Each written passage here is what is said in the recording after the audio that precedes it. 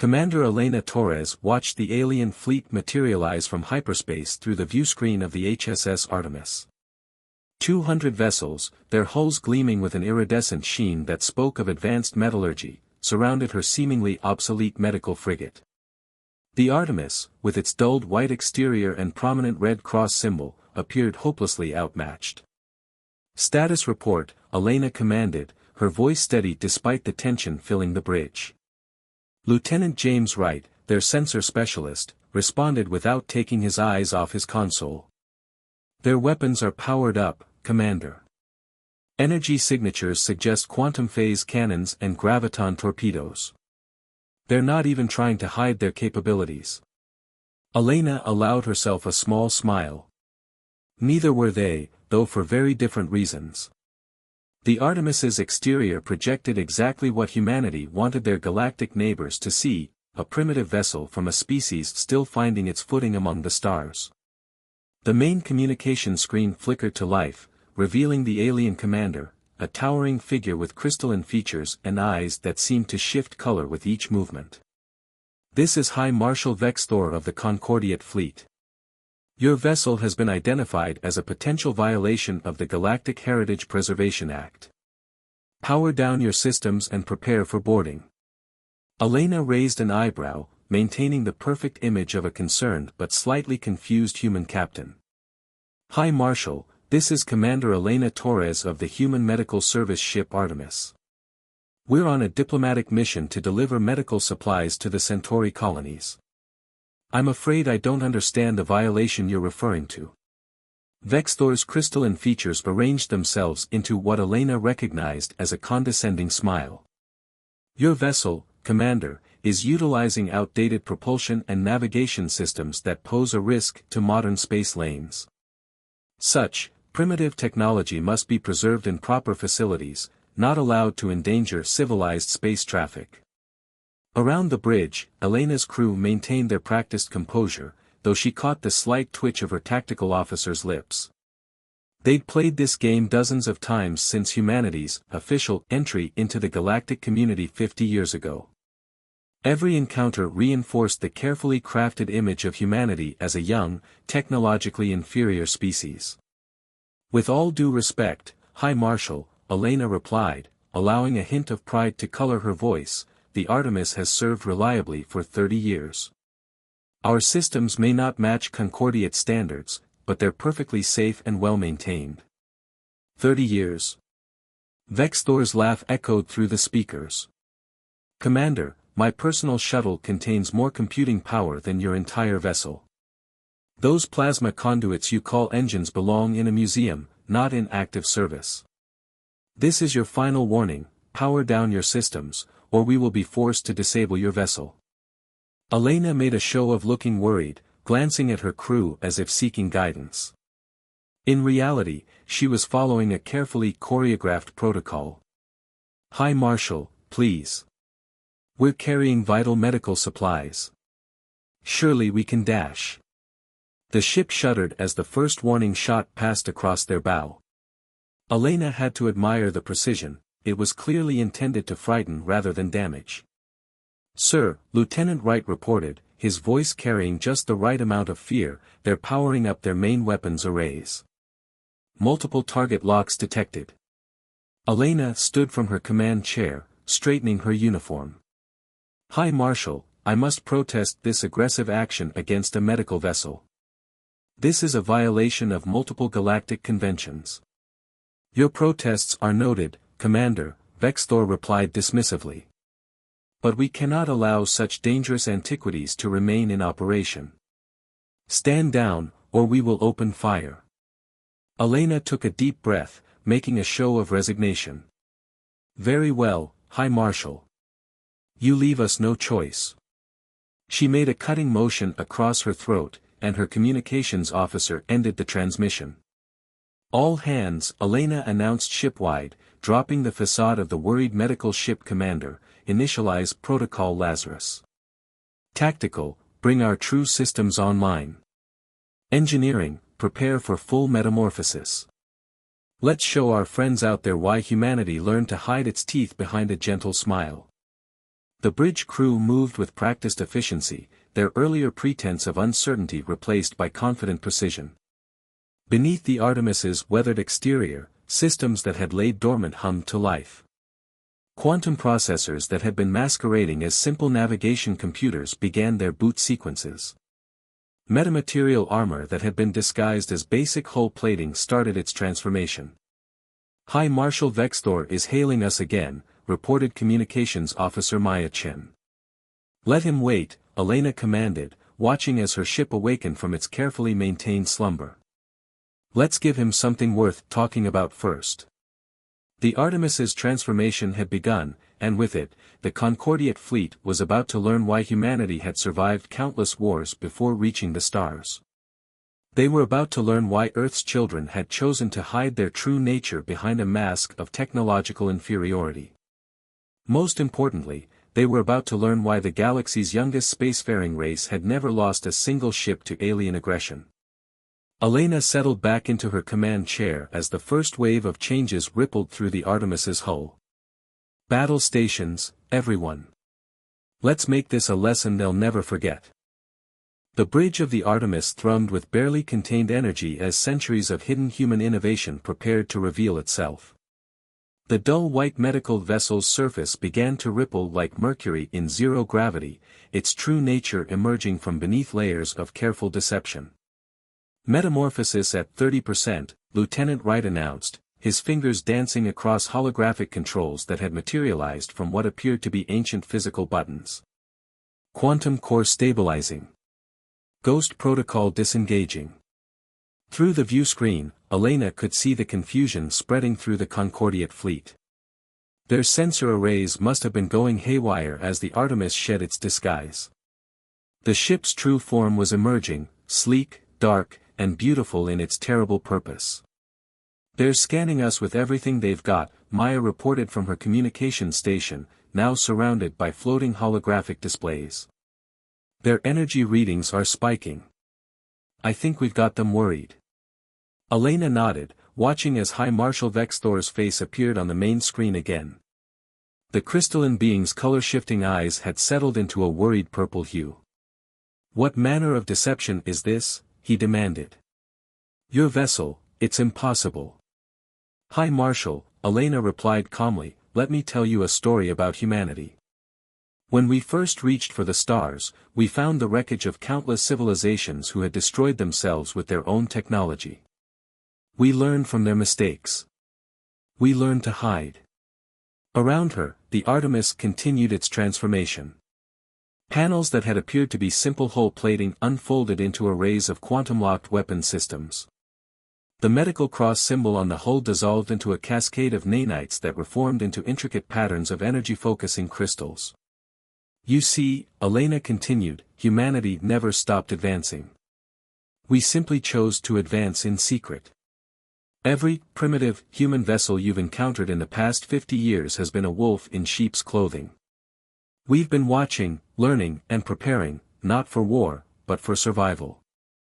The sensor officer's console chirped urgently. Commander, they're charging weapons. Your lies end here. Vexthor snarled. No species could hide such advancement. Open fire. The Concordiate fleet released a devastating barrage of quantum phase energy and graviton torpedoes. Elena didn't even flinch as the attacks approached. Quantum shield grid, active, she ordered calmly. The space around the Artemis shimmered as the attack struck what appeared to be empty void. Each blast was caught in a web of quantum entanglement, their energy absorbed and redistributed harmlessly into subspace. Impossible. Vexthor's voice cracked. Those shields, they're not even visible. They're not registering on our sensors. That's rather the point, High Marshal, Elena replied. Humanity learned long ago that true power lies not in showing your strength, but in choosing when to reveal it. Lieutenant Wright, show them why we named this ship after the goddess of the hunt. The Artemis's transformed hull now rippled with patterns of dark energy. What had once appeared to be medical equipment bays opened to reveal ranks of temporal disruptors, weapons that the Concordiate had theorized but never successfully created. Your fleet's weapons are impressive, Elena acknowledged, but they're like children's toys compared to what humanity achieved during the silent wars 3 centuries ago. Wars you never knew about because we chose to keep them hidden. The technology you see now? It's not new. It's our legacy, carefully preserved and advanced in secret. The Artemis's weapons came online, each system a testament to centuries of hidden human ingenuity. Quantum vacuum manipulators could tear ships apart at the subatomic level. Chronometric disruptors could trap enemy vessels in temporal stasis fields. Dark energy projectors could literally rewrite the laws of physics in localized areas. Final warning, High Marshal, Elena announced. The Artemis may appear to be alone, but I assure you, we're never alone. Every human ship you've encountered, every primitive vessel you've dismissed. They're all like us. Hidden. Waiting. Ready. As if to emphasize her point, space itself seemed to shiver around them. Where there had been empty void, dozens of human vessels shimmered into view, dropping their own disguises. Research vessels, cargo ships, even what appeared to be primitive mining platforms, all transformed into their true forms as advanced warships. We've been seeding our ships throughout the galaxy for decades, Elena explained to the stunned High Marshal. Not for conquest, but to ensure that humanity would never again face extinction as our ancestors nearly did. Every time you or others mocked our primitive technology, we were testing your responses, evaluating potential threats. The color had drained from Vex Thor's crystalline features, leaving them a pale, frightened white. What do you want? Elena's expression softened slightly. What we've always wanted, High Marshal, peaceful coexistence. But we needed to be sure we could survive if peace wasn't possible. Your actions today have forced our hand, but it's not too late to turn this into a moment of understanding rather than conflict. The bridge fell silent as Elena's words hung in space. The fate of 2 civilizations balanced on the edge of a knife, with centuries of hidden human advancement on one side and a proud but suddenly uncertain Concordiate fleet on the other.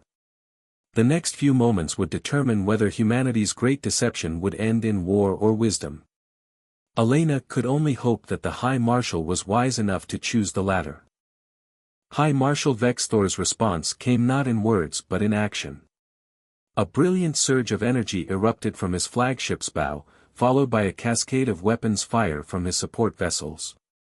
The Concordiate had made their choice. They never learn, Elena sighed, her fingers brushing across her command console's quantum interface. All ships, execute pattern Omega. Show them what humanity can do, but remember, minimal casualties. We're teaching a lesson, not starting a war. The space around the Artemis erupted into what could only be described as a dance of physics and impossibility. The human ships moved in perfect synchronization, their movements defying conventional spacetime mechanics. Where the Concordiate's weapons should have struck, they found only empty space, their targets having shifted between moments of time. Quantum displacement grid active, Lieutenant Wright reported. They can't hit what doesn't exist in their frame of reference. The Artemis led the choreography, its hull flowing like liquid metal as it phased between different states of matter. Energy weapons passed harmlessly through its structure, while physical projectiles encountered a vessel that simply wasn't there when they arrived. Sir, Maya called out, I'm detecting panic in their fleet communications. They're trying to coordinate a retreat, but their navigation systems are compromised. Elena nodded. That would be the quantum entanglement field we've been quietly seeding throughout this sector for the past decade. Their fancy drives can't calculate a safe jump trajectory when space itself refuses to make sense. On the main viewer, the Concordiate fleet's formation began to break down. Ships fired wildly at targets that appeared to be everywhere and nowhere at once. Human vessels seemed to multiply, quantum echoes creating the illusion of an endless armada surrounding them. Commander, Wright's voice carried a note of concern, the High Marshal's flagship is preparing to fire their main cannon. Energy readings are off the charts, they're overloading their core. Desperate moves from a desperate leader, Elena muttered. Initiate Protocol Prometheus. Let's show them what real energy manipulation looks like. The Artemis's transformed hull began to pulse with patterns of pure darkness, absorbing all light around it. As Vex-Thor's flagship unleashed its devastating beam, a weapon capable of cracking a small moon, the human vessel simply opened itself to the energy. Energy absorption at maximum, Wright reported calmly. Converting to quantum potential, redirecting through the temporal matrix, ready for demonstration. Elena stood from her command chair, her expression stern but not unkind. Open a channel to all Concordiate vessels. The view screen split, showing hundreds of frightened alien faces watching their impossible enemy. Attention Concordiate fleet, Elena announced. The energy you just expended could have powered your civilization's core worlds for a month. Watch what humanity does with it. The Artemis extended what appeared to be a ghostly hand into space, a construct of pure energy and mathematical precision. With a gesture that seemed almost gentle, it touched a nearby asteroid. The space rock began to change, its molecular structure rearranging in real time. Within seconds, the lifeless rock had been transformed into a small garden world, complete with atmosphere and basic ecosystem. That, Elena explained to her stunned audience, is what we choose to do with power. Creation, not destruction. Evolution, not entropy. This is why we hid our true nature, not out of fear, but out of responsibility. We needed to know if other species would choose to use their power wisely. The silence that followed was profound. Even the weapon's fire had ceased, as every being in the Concordiate fleet tried to process what they had witnessed. Your weapons are impressive, Elena continued, but they're just tools of destruction. Humanity has spent centuries learning to reshape reality itself. We don't need weapons, everything that exists is our ally, because we've learned to speak the universe's own language. To demonstrate her point, several human ships began to dance in formation. Where their energy fields intersected, space itself transformed. Temporary micro-universes bloomed and died in seconds. Waves of probability collapsed into new forms of matter. The fundamental forces themselves seemed to bow to human understanding. 3 centuries ago, Elena explained, humanity faced extinction from our own technological advancement. We didn't survive by building bigger weapons or stronger shields. We survived by learning to think differently.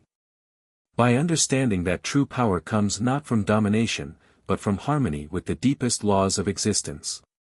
The Artemis's hull rippled again, but this time it wasn't for combat. Patterns of light and energy played across its surface, telling the story of human evolution in abstract mathematical forms that somehow conveyed more meaning than words ever could. Every primitive human ship you've encountered carried this legacy, Elena continued.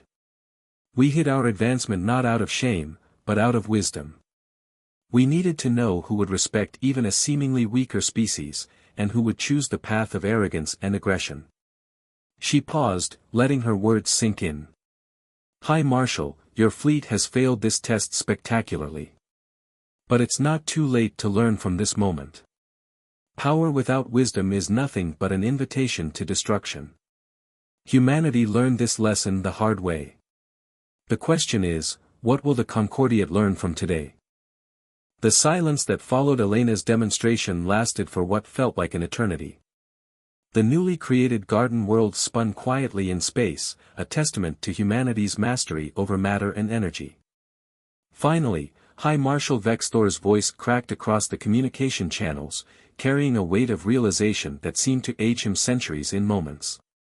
Commander Torres, he began, his crystalline features reflecting a kaleidoscope of confused emotions, the Concordiate has gravely misunderstood humanity's place in the galaxy. Elena's expression remained neutral, but her eyes softened slightly. That was rather the point, High Marshal. Understanding often comes only after preconceptions are shattered. Your fleet remains intact, by our choice. The question is, what will you do with this understanding? Before Vex-Thor could respond, Maya's console lit up with urgent signals. Commander, we're detecting multiple quantum wake signatures. It seems news of our revelation has spread faster than expected. Space around them rippled as ships from dozens of species began arriving. The Artemis's sensors identified vessels from the collective of free worlds, the hegemony of seven, the drift nomads, and even the reclusive quantum architects. Each arrival brought new complications to an already delicate situation. Well, Elena mused, it seems our little demonstration has attracted quite an audience. Lieutenant Wright, maintain quantum displacement fields but shift to diplomatic protocols. Let's show them all what humanity truly stands for. The Artemis's hull shifted again, but this time into something that defied traditional military or civilian classification. It became a floating work of art, its surface displaying the combined scientific and cultural achievements of all known species in an ever-changing tapestry of light and mathematics. To all arriving vessels, Elena broadcast on all frequencies, you are witnessing a moment of transformation. For 50 years, humanity has watched and waited, hidden behind a mask of technological inferiority. Today, that mask falls away, not as a threat, but as an invitation. The garden world they had created began to bloom more vigorously, its newly formed atmosphere shimmering with aurora-like patterns that spelled out mathematical theorems in the language of light. It was both a demonstration and an offering, proof that humanity's power could create rather than destroy. Representative Xoth of the quantum architects, beings known for their mastery of theoretical physics, spoke first. You've achieved quantum harmonics at a civilizational level, their multi-toned voice resonated through space. Yet you chose to appear primitive. Why? Because true advancement isn't measured in weapon yields or computational power, Elena replied. It's measured in the wisdom to know when not to use them. Every human ship that played at being primitive was also studying, learning, and most importantly, evaluating. The Artemis's sensors detected rapid-fire communications between the gathered fleets. Diplomatic channels buzzed with urgent discussions as centuries of assumptions about humanity were rewritten in real time. The medical supplies, Vexthor suddenly realized, his voice carrying a note of wonder. They were real, weren't they? Even with all this power, you actually were on a humanitarian mission. Elena smiled. Every human ship you've encountered has been exactly what it claimed to be, High Marshal. We're traders, explorers, medical ships, and scientists. Our advanced technology simply ensures we can perform those roles more effectively, and defend ourselves if necessary. The representatives from the hegemony of seven moved their ships closer, their traditional aggressive posture notably absent. You could have conquered half the galaxy by now, their supreme commander observed. Instead, you built hospitals and trading posts. Conquest is easy, Elena responded. Cooperation is harder, and infinitely more valuable. Yes, we could have dominated through force. Instead, we chose to learn which civilizations would treat even a seemingly primitive species with respect and dignity.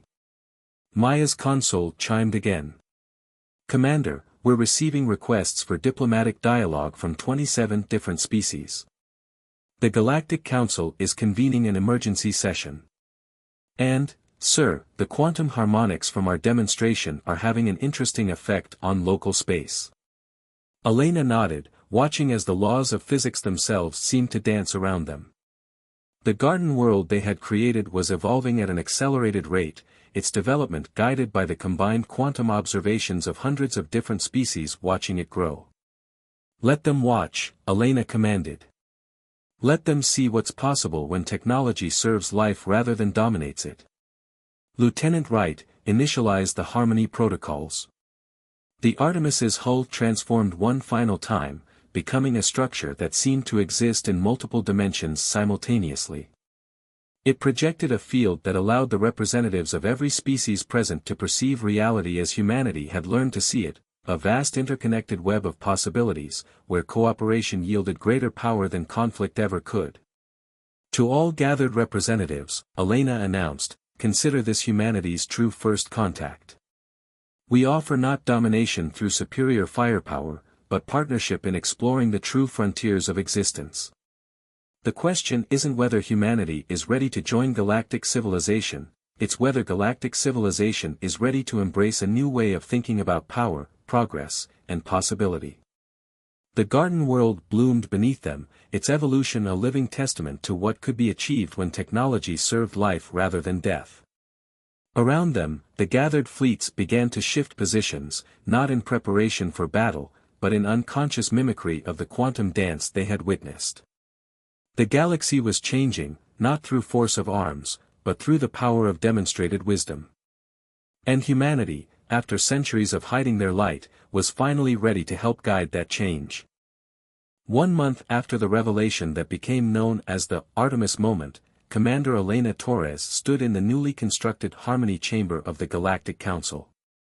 The circular room, built with combined technology from all known species, shifted and flowed around them, its architecture reflecting the quantum nature of reality itself. The garden world they had created, now named Genesis Point by unanimous agreement, hung in a holographic display at the chamber's center. In just 30 days, it had developed into a thriving ecosystem, its evolution accelerated by the combined scientific knowledge of a dozen species working in harmony.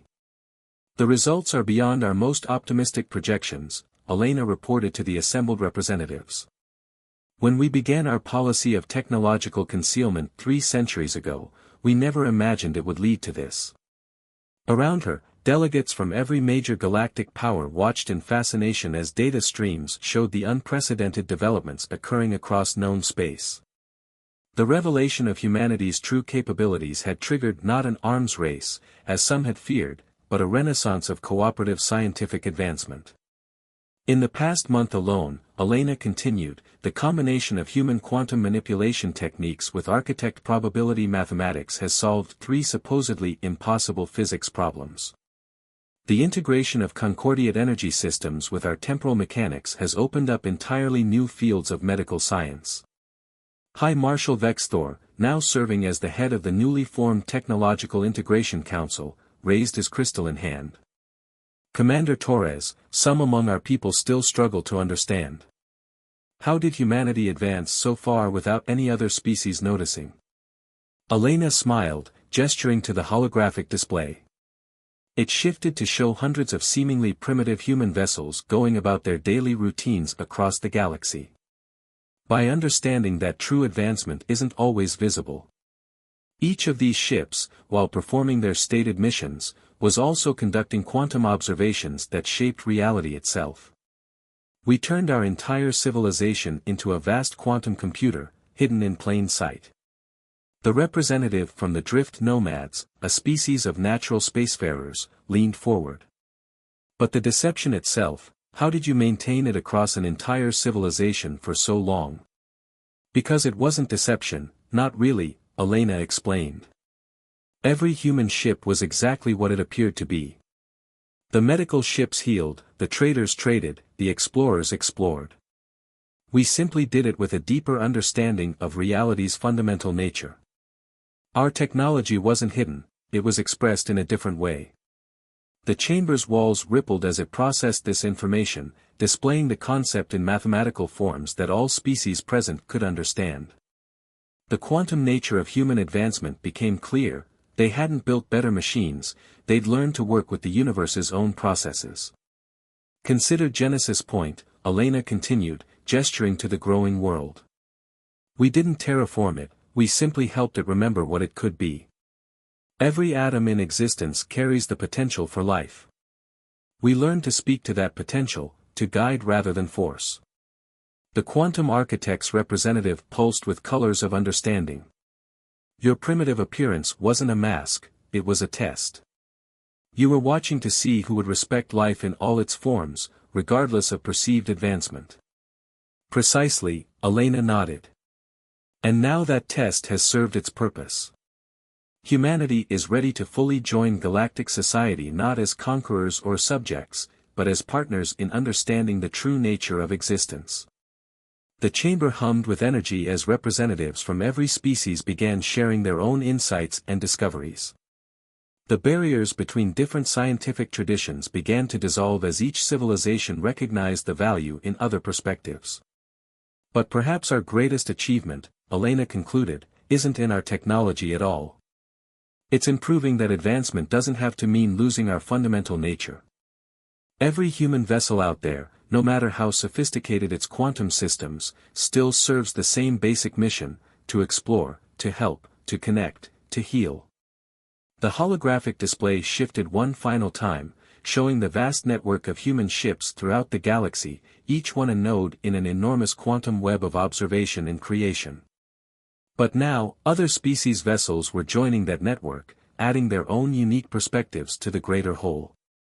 The age of isolation is over, Elena announced. Not just for humanity, but for all species.